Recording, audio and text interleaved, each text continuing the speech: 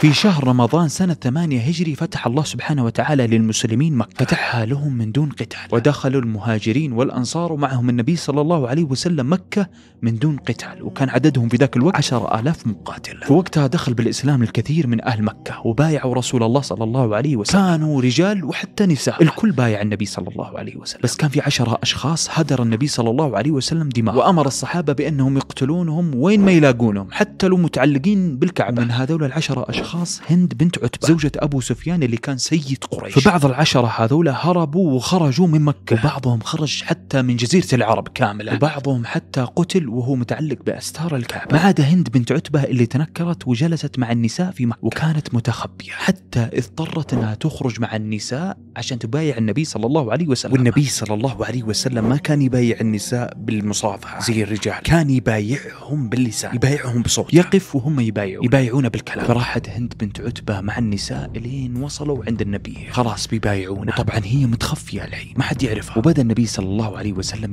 يبايعهم على ألا يشركون بالله وألا يسرقن ولا يزني. لكن اللي فضح هند بنت عتبة إن كان عندها تعليق على أمر معين. في يوم قال النبي صلى الله عليه وسلم وألا تسرق، فقامت هند وقالت يا رسول الله أنا كنت أخذ من مال أبو سفيان. فضحت نفسها فقالت يا رسول الله أنا كنت أخذ منها القليل يعني، وما استوعبت إنها فضحت نفسها في هذه اللحظة. إلين قال النبي صلى الله عليه وسلم وإنك لهند بنت عتبة. هنا استوعبت هند إنها جابت العيد، فقالت نعم يا رسول الله اعفو عما سلف، عفى الله عنك. سكت النبي صلى الله عليه وسلم ولا علق، وكمل